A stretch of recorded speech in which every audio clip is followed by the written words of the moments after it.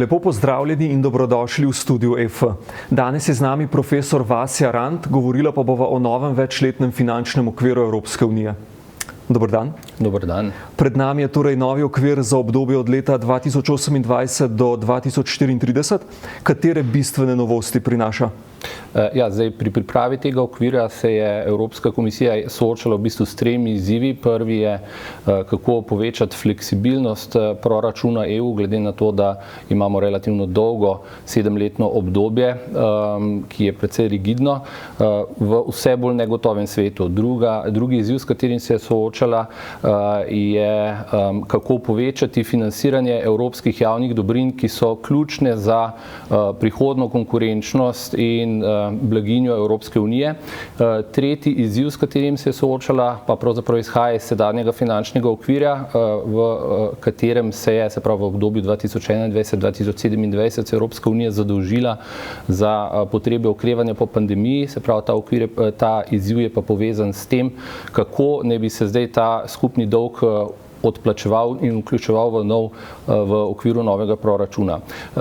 Evropska komisija je v svojem predlogu, ki ga je predstavila 26. julija lansko leto, v bistvu na te izzive odgovorila tako, da je po eni strani precej povečala obseg večletnega finančnega okvirja, se pravi predlagan obseg znaša približno 2000 milijard evrov v tekočih cenah, približno 1800 milijard evrov v stalnih cenah, kar predstavlja kar tam nekje med 40 do 60% povečanje glede na tekoči večletni finančni okvir, odvisno kaj vzamete kot osnovo primerjave tekoče ali pa stalne cene.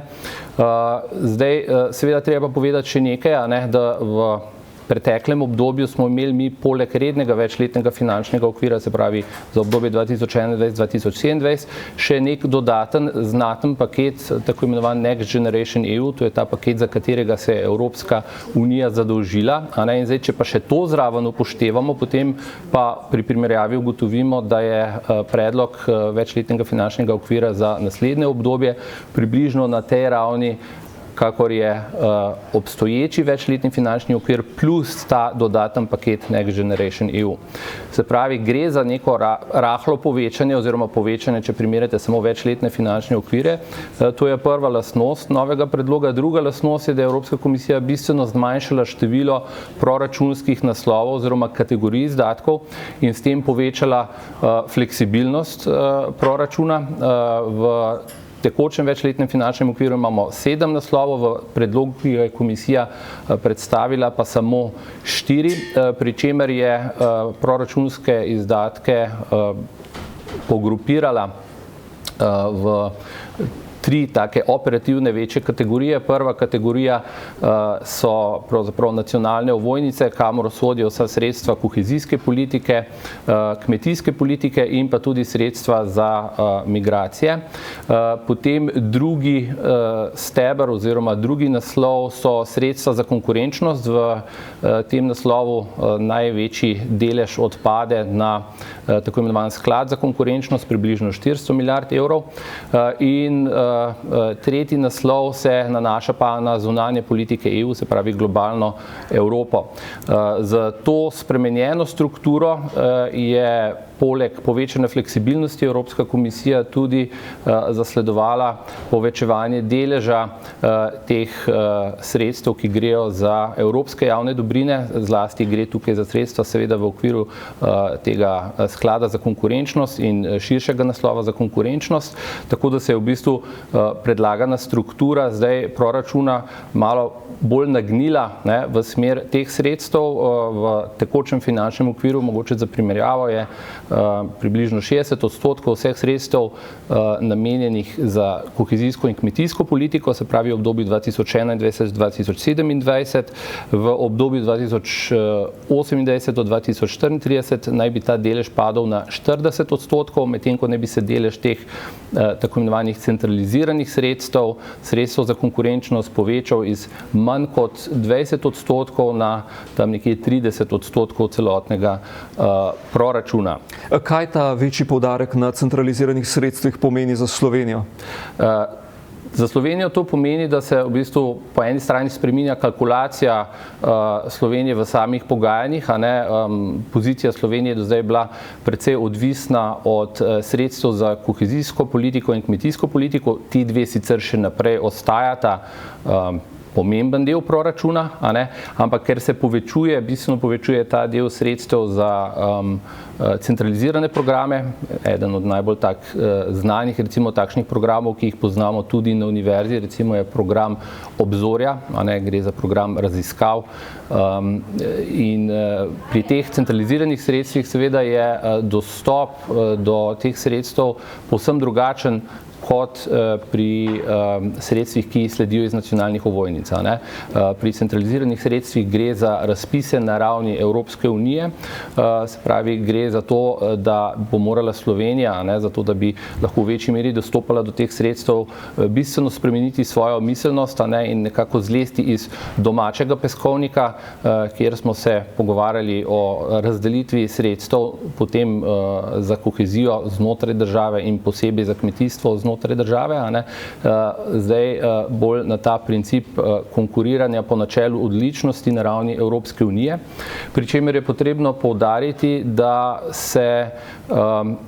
tu ne bojo samo v okviru tega dela ne bojo samo sredstva za raziskave, ampak bodo tudi sredstva za industrijske projekte, zlasti na področju novih tehnologij. Sklad za konkurenčnost predvideva recimo nekako 4 okna politik, kamor naj bi se ta sredstva vlagala, se pravi eno okno so zelene tehnologije, zeleni prehod, drugo okno potem digitalne tehnologije, tretje okno pomembno je varnost in obramba, tukaj se sredstva bistveno povečujejo, in potem zadnje okno vezano na biotehnologijo, bioekonomiko, kmetijstvo. Tako da tukaj se odpirajo za Slovenijo nove priložnosti za slovensko gospodarstvo po eni strani, da se preko vključevanja v te projekte, kjer se bodo pravzaprav oblikovale nove evropske verige vrednosti v teh novih ključnih tehnologijah prihodnosti, da se tudi slovensko gospodarstvo k temu priključi in s tem v bistvu skuša dvigniti dodano vrednost, kar seveda potem omogoča večjo blaginjo vsem nam. Po drugi strani je to tudi priložnost za bančni sistem, za banke, ki lahko odigrajo pri tem neko koordinacijsko vlogo. V okviru tega sklada za konkurenčnost ne bi šlo samo za nepovratna sredstva, ampak naj bi se ta sredstva tudi kombinirala z posojili oziroma finančnimi instrumenti, tako da tukaj lahko tudi banke, zlasti pa recimo Slovenska tudi razvojna banka, odigrajo pomembno vlogo. Kakšna pa je vloga novih lastnih virov pri stabilnosti financiranja in avtonomiji proračuna Evropske unije? Ja, zdaj seveda zato, ker je Evropska komisija predlagala bistveno povečanje proračuna, to bistveno povečanje proračuna terja tudi večja vplačila v proračun. Evropski proračun mora biti v samem bistvu svojem uravnotežen, in za to povečanje vplačil je Evropska komisija predlagala tudi nove dodatne vire financiranja proračuna. Trenutno se proračun EU financira iz 3 glavnih virov plus še enega, se pravi imamo tradicionalne lastne vire, to so zlasti carine, potem vir na osnovi davka na dodano vrednost, pa vir na osnovi bruto nacionalnega dohodka. V obdobju 2021-2027 so se temu pridružili še vir na osnovi plastične embalaže, zdaj pa komisija predlaga 5 novih virov. Prvi je vir na osnovi prihodkov iz sheme trgovanja z emisijskimi kuponi. Potem drugi vir, ki ga predlaga, je v bistvu malo tudi povezan z tem, gre za delež prihodkov iz tako imenovane ogljične carine, ki jo je Evropska unija uvedla, se pravi, formalno se temu reče mehanizem za ogljično prilagoditev na mejah. Potem tretji vir, ki je predlagan, so trošarine na tobačne izdelke, oziroma nek delež teh trošarin na tobačne izdelke. Potem imamo pa še delež, prispevek podjetij, večjih podjetij, se pravi glede na njihov čisti prihodek in pa prispevek na osnovi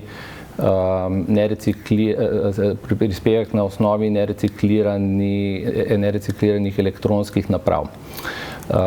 Zdaj, tukaj treba povedati, da apetit držav članic za nove lastne vire je precej majhen, istočasno se pa vse države članice zavedajo, da se Evropska unija nahaja v nekem prelomnem trenutku in če ne bo naredila koraka naprej in si zagotovila neke svoje tehnološke suverenosti, pa tudi varnosti, glede na vse to, kar se dogaja v globalnem okolju, vprašanje, kako bo lahko preživela v prihodnosti. Tako da na eni strani imamo zelo velike potrebe, kar se odraža na odhodkovni strani proračuna, ki seveda terjajo tudi dodatna vplačila, tako da pogajanja z tega vidika bodo zelo zanimiva. Mogoče treba še povedati eno stvar.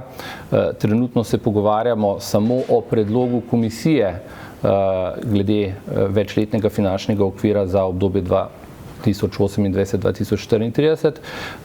Pogajanja so se pravzaprav šele dobro začela, trenutno potekajo pogovori na ravni Sveta Evropske unije bolj tehnične narave, tisti bolj politični del pogajanj pa naj bi se pravzaprav intenziviral šele proti koncu tega leta. Tako da se nekako pričakuje dogovor verjetno nekje v prvi polovici naslednjega leta. Profesor Rant, najlepša hvala. Hvala tudi vam, spoštovani gledalci. Spremljajte nas še naprej.